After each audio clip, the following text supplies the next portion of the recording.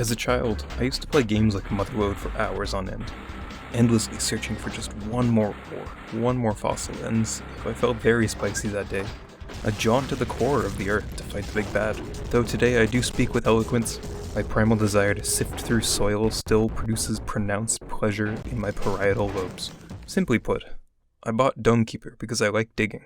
Domekeeper does something similar to the games of old, placing you on a rock floating in space after,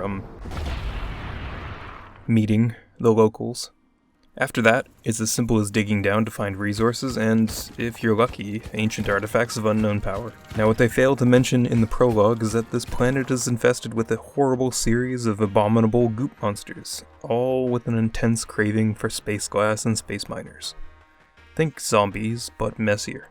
Still, with some careful crafting and combining, creating counteragents and killing are simple tasks, especially given that your glass dome comes stocked with lasers hot enough to scorch a sun. As a roguelike survival, those resources that aren't good enough to leave with can be turned into hotter lasers, stun guns, stinky gas clouds, probes, radars, and elevators, among other things. The ground itself is filled with upgrade materials for your suit, letting you dig and move faster, haul more, and break deeper into the earth without slowing down. Meta progression locks things like bigger worlds and sword lasers behind victory, and the fog of war in the tunnels leaves you questioning if you found everything that could be found while also defending everything that could be hauled away. Sometimes you find mysterious alien tech that lets you teleport, sometimes you eat questionable cave berries for a speed boost, and sometimes you just happen to find modules that are somehow completely compatible with your crashed domicile. Transport pods, teleporters, lifts, stun lasers, they all slap on somehow, and work like a Build-A-Bear workshop accessory bin, or Barbie dream house. Not that I have any experience with those things, Anyways, as time goes on, your neighbors become less neighborly, which, in their defense, is understandable given that your first interaction with them was a case of vehicular manslaughter, your second was illegal mining operations, and the umpteenth incident is an ongoing genocide of their people. But you're the hero of this story, right? It's like another adventure of Indiana Jones, the Kingdom of Goop, and you're the protagonist. It's not that you hate the Goop Goblins. I mean, I'm positive they'd be happy to stop by for a surprise birthday party if it was an open bar event. So why now does it feel wrong to scorch them with the heat of 1,000 suns? Humanity as a species will always aim to survive.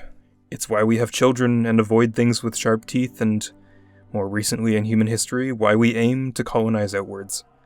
Imperialism, colonialism, manifest destiny, veni vidi vici. Our history marred with countless attempts to push ourselves beyond the last border. Genocide for the sake of survival is just war with less steps, and Domekeeper makes me think about this more than my fun diggy hole games of my days past. History is written by winners, not losers, and we are the winners in Domekeeper.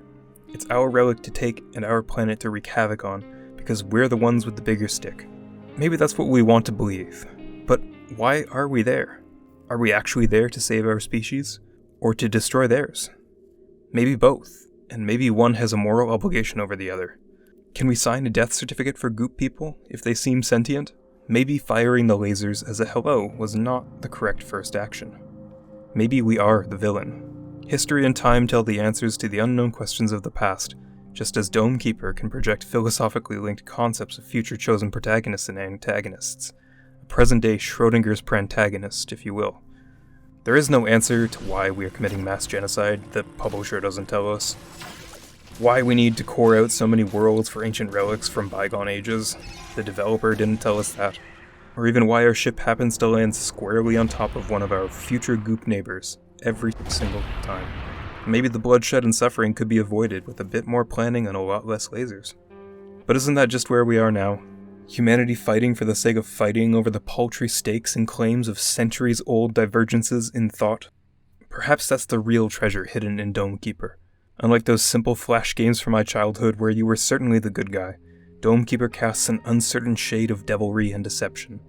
We as humans similarly fight and scheme against each other for gold and oil and diamonds, paid for in blood and bribes. Domekeeper, on victory, offers you bigger worlds and bigger bounties and flashy upgrades, until eventually you aren't the protagonist anymore. Defeat sinks in, but even at your last moment, on dying breath you exclaim victory as a martyr to the cause. More will follow, the cycle will continue. The battle is just a blip in humanity's ideological war of supremacy. The theory of the universe's great filter asserts that our universe is devoid of life forms because they were not fit enough, such that we therefore might be more fit than the rest. But perhaps at the universal scale of diplomacy and advancement, we're the goop monsters, waiting for the keepers of the domes to descend from on high and extract our opportunities away from us. The victors will write out history as it happened to them. The inverse is irrelevant.